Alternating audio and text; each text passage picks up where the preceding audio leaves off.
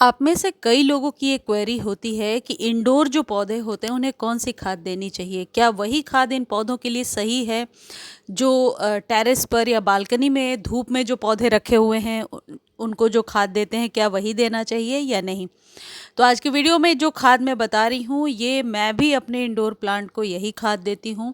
और खाद देने के साथ साथ ऐसे कौन से नियम हैं जो इंडोर प्लांट्स के लिए ज़रूरी हैं जो आपको अपनाने चाहिए, जिनको अपनाने के बाद आप अपने इंडोर पौधे को सूखने से बचा सकते हैं, चाहे वो सालों भर में कोई भी सीज़न हो। जैसे अभी सर्दियों में एग्लोनीमा को कैसे बचाना है, इस पर वीडियो कल या परसों ही मैंने शेयर किया है और आप लोगों को बहुत ही पसंद आया है, उसके लिए धन्यवाद। इंडोर जो पौधे रखे होते हैं यदि उनको बचा कर रखना है पूरे साल, तो सबसे पहली टिप ये है कि आप पौधों को कभी भी रेगुलर वाटरिंग नहीं करेंगे। डेली पानी देने से ये पौधे निश्चित तौर पर ख़राब हो जाते हैं और मैं अपने एक्सपीरियंस से ये बात आपको बता रही हूँ। तो पानी कब देना है? आप वीक में एक बार सर्दियों में और गर्मियों में 2 बार से ज़्यादा पानी नहीं देंगे, क्योंकि ये पौधे सिर्फ और सिर्फ ओवर वाटर से ख़राब हो जाते हैं। तो सबसे पहली और इम्पॉर्टेंट टिप है कि वाटरिंग का विशेष ध्यान रखिए, पानी डेली ना दें।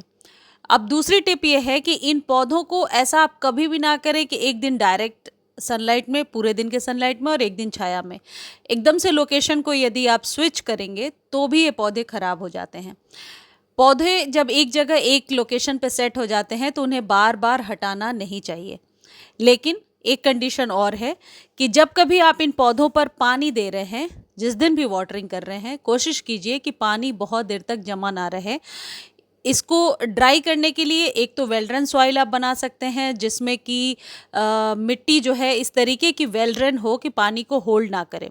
और फिर भी आपको लगता है कि सॉइल में पानी बहुत देर तक है, तो बाहर बालकनी में या टेरेस पर इसे निकालिए इंडोर वाले पौधे को, और शेड में ऐसी जगह पे रखिए जहाँ पर कि हवा क्रॉस वेंटिलेशन हो और मिट्टी जो है वो सूख पाए। मिट्टी सूख जाती है तो फिर इसे आप अंदर ले आइए।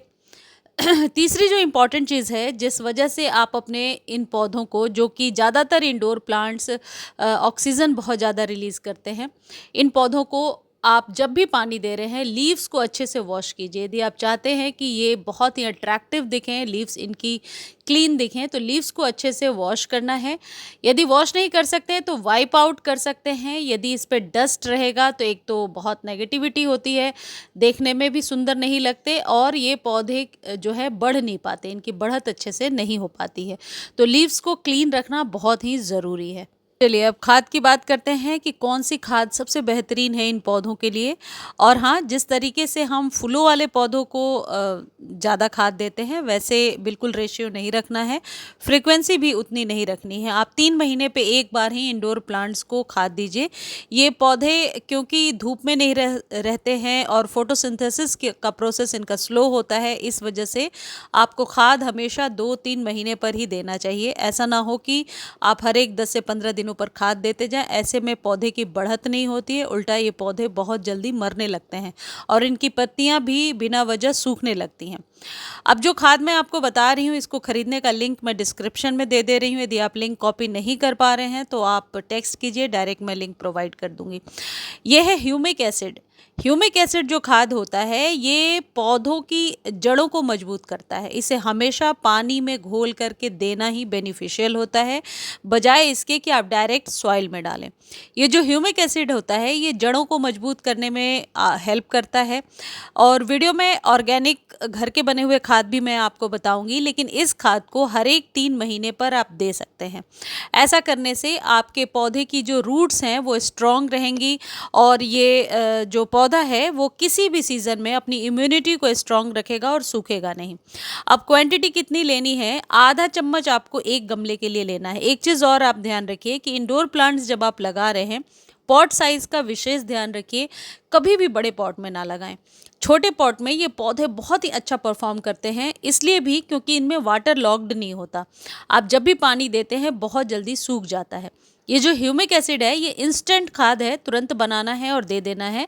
और यदि आप इसके बारे में और ज़्यादा पढ़ना चाहेंगे तो गूगल वगैरह पे सर्च कर सकते हैं।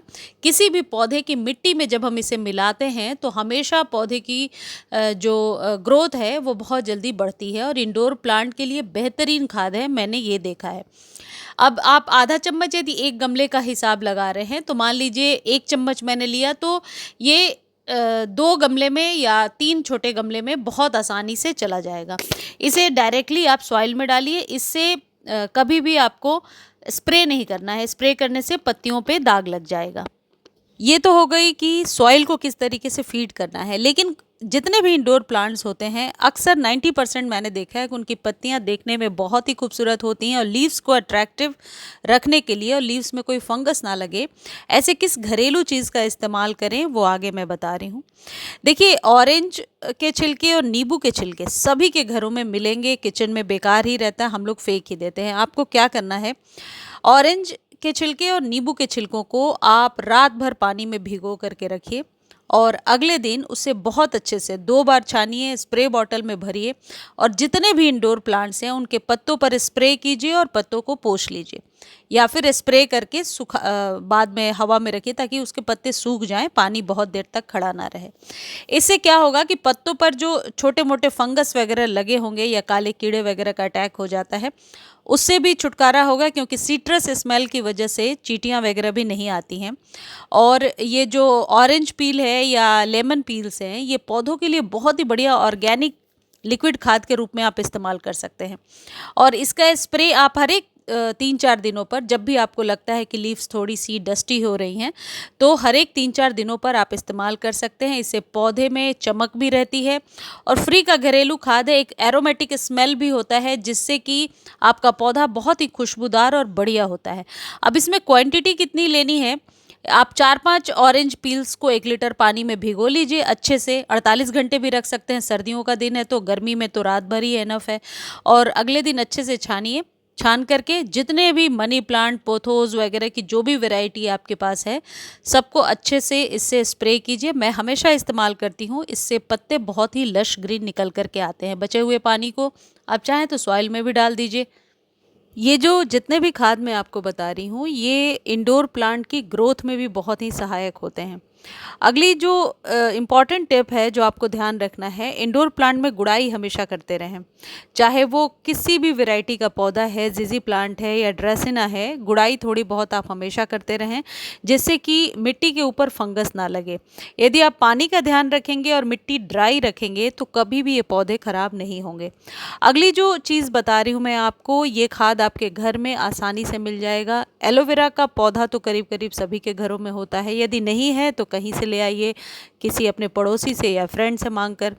और 5-6 बड़े बड़े पत्ते लीजिए। मेरे हाथ में जो पत्ते दिख रहे हैं बहुत छोटे छोटे हैं, आपको यदि बड़े पत्ते मिलते हैं तो बेहतर है।